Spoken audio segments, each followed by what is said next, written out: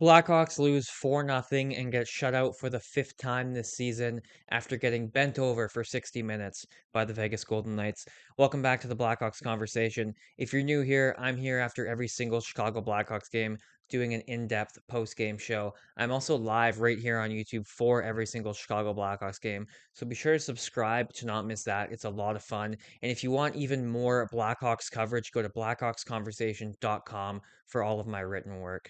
Believe it or not, there's actually some positives to take away from this one. I don't want to get too much into the nitty gritty of this game and breaking down all the goals and everything like that. I mean, if you watch the game, you know what happened. If you didn't watch the game, they got severely outplayed in the first period. It's one of the worst first periods I've seen them play in a long time.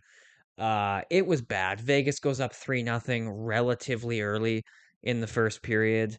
I believe it was what? Let me check here. It was in the first 8 minutes they go up 3-0. So a bad start, a really bad start. And there was one or two in there that you want to say from Spencer Knight from, but in no way am I blaming Spencer Knight because the team in front of him played absolutely abysmal. The only area where they kind of did well against Vegas was the faceoff department. They got outshot 32-21. Hits were even at 2020. They won 31 faceoffs. Vegas won 24, so they did decent in that area. The penalty kill wasn't good. It was 3 for 5. They let in 2, and the power play goes 0 for 4. The power play was horrendous. So just overall, as a team, it wasn't a very well executed game at all. But like I said, there is some positives. I truly do believe that. Um, one of them being uh they didn't ever stop playing. Like they didn't ever play like we've seen in the past where they get down a couple of goals and all the energy is just sucked out of them. They don't want to be there. They're playing like they don't care. They just sit back, and there wasn't a point where this really happened in this game. The whole game, it felt like they were trying, which is weird to say in the NHL. You'd think they're always trying, but look at the Toronto Maple Leafs this year. Clearly, not everyone always tries. Um, but yeah, so I liked the fight. And I also liked the physicality. And we just came off of two games against the Utah Mammoth where there's clearly a rivalry building there. Um, and it was a very physical couple of games. And it wasn't just that the Hawks were following suit, they were starting a lot of that physicality. And we saw it happen in this game as well. And everyone was doing it. Mangiapane, Bedard, Del Mastro, Rinzel, Vlasic, Crevier. I mean, Bertuzzi. Everyone was kind of getting involved in the Donato. Everybody was getting involved in the rough stuff. Nazar, Lardis, everybody. So that was a positive. There was a point in the first period where Bedard kind of dropped the gloves with Korjak. Korjak dropped his gloves. Bedard didn't, but they had a real tussle about maybe 15 to 20 seconds. I'm guessing. I don't know the exact time, but maybe 15 to 20-second tussle there where it looked like they were going to go behind the play. And I like seeing that out of Bedard. I've said it on this post game before. If you've watched my channel, you know I love when Bedard has that bite and that feistiness to his game. I love it. But I don't want him to ever be in a position where he's the guy that has to do that. We need role players on this team. We need guys like, they trade Colton Dock, they trade Aiden Thompson. You need guys like that. So you need a guy like Sammy Savoie to come up, you know. Um, we need some more size on this team. We need some more grit. And by no means am I saying I don't like that Bedard did that. I like that Bedard has that grittiness and that feistiness. I don't like that the idea that he's the guy that has to do that to spark the team. There should be guys in this team that it is their role to do that. It shouldn't be Bedard's. But with that being said, I love seeing it out of him. I just, again, to clarify, I don't want him to have to be that guy. That's my whole point. Um, but I liked seeing that out of him, and so we'll fast forward to the third period. Well, Mikheyev left for a bit in the first period. He blocked a shot in the knee. He ended up coming back. He was fine. Um, so we get to the third period, and less than a minute in, Levshinov makes a beautiful, like, one touch pass where it looked like he was going to shoot, but he ended up passing it over to Vlasic. It was a great pass. Vlasic throws it on net. Puck comes back to Levshinov, and he blasts it home for his third career goal, his third of the year. Everyone in the chat and the live stream was so excited for him, and it felt like, okay, we're less than a minute into the third period here. Yeah, they're down by 3, but there's some energy, there's some life, and Bruce Cassidy challenges, and it turns out it was a hand pass by Ryan Green, an unintentional hand pass, but unfortunately, the intention doesn't matter. He plays the puck. He kind of hits it with puck's falling down, hits it with the back of his hand. It falls down. Burakovsky picks it up and gives it to Levshinov. So again, the intent wasn't a hand pass, but with a hand pass, the intent doesn't matter. It hit his glove and it went to Burakovsky, so it wasn't a goal. And that was kind of the only point in the game where you briefly felt a little bit of life sucked out of the Blackhawks.